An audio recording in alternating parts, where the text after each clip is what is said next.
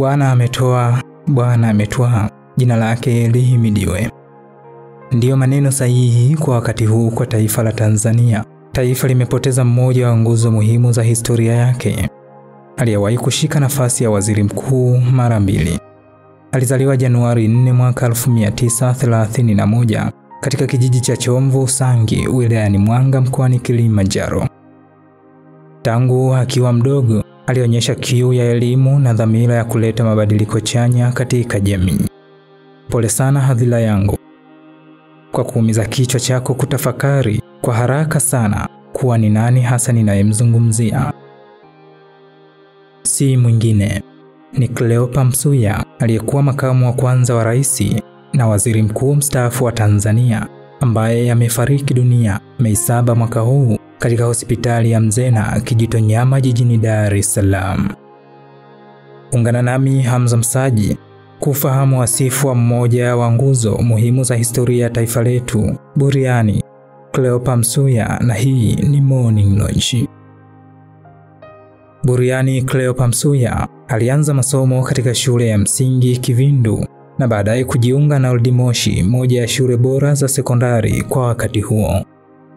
Kwa ufaulu na juhudi alipata nafasi ya kuendelea na masomo ya juu katika shule ya Tabora Boys na baadaye kujiunga na chuo kikuu cha Makerere nchini Uganda, ambako alihitimu shahada ya sanaa BA katika historia ya jiografia na sayansi ya siasa kati ya mwaka 1952 hadi mwaka 1955.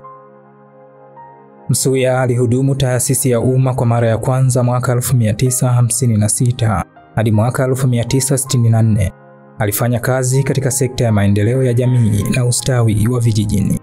Kuanzia mwaka 1964 alishika nafasi ya katibu mkuu katika wizara mbalimbali zikiwemo Wizara ya Maendeleo ya Jamii na Utamaduni mwaka 1964 hadi mwaka 1965.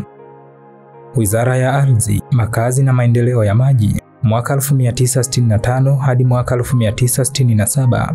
Wizara ya Mambo ya Uchumi na Mipango mwaka 1967 hadi mwaka 1970 na Wizara ya Fedha mwaka 1970 hadi mwaka 1972.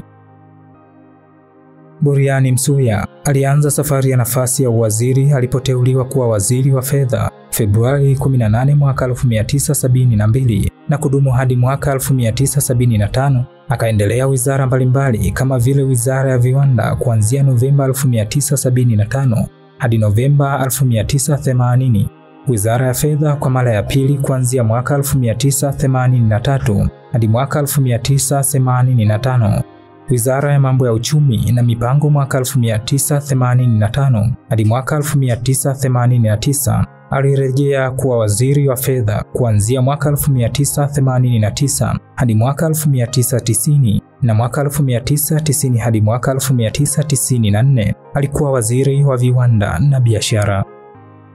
Buriani Cleopa Msuya alihudumu nafasi ya waziri mkuu kwa awamu mbili.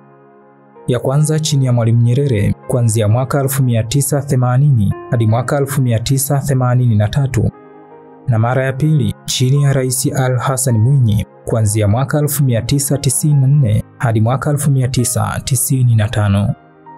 Akiwa waziri mkuu mwaka 1995, Msuya alikuwa pia makamu wa kwanza wa rais wa Jamhuri ya Muungano wa Tanzania chini ya Rais Mwinyi. Mwaka 1995 alikuwa miongoni mwa waliowania nafasi ya urais kupitia CCM, ambapo Benjamin Mkapa aliteuliwa na kushinda uchaguzi huo. Buriani Cleopa Msuya aligeukia ubunge na kushinda katika uchaguzi wa mwaka 1995 na alihudumu kama mbunge wa kawaida hadi alipostaafu siasa tarehe 29 Oktoba mwaka 2000. Baada ya kustaafu, aliendelea kuwa mshiriki hai wa CCM na mjumbe wa halmashauri kuu ya taifa. Buriani Msuya aliendelea kushika nyadhifa mbalimbali, ambapo mwaka 2006 alikuwa mwenyekiti wa Kilimanjaro Development Forum. Oktoba 2019 akiwa na umri wa miaka 88 aliteuliwa na rais kuwa mkuu wa taasisi ya Ardhi Institute. Msuya amefariki dunia Mei 7, 2025 katika hospitali ya Mzena, Dar es Salaam, na kifo chake kutangazwa na Rais wa Jamhuri ya Muungano wa Tanzania Dr. Samia Suluhu Hassan.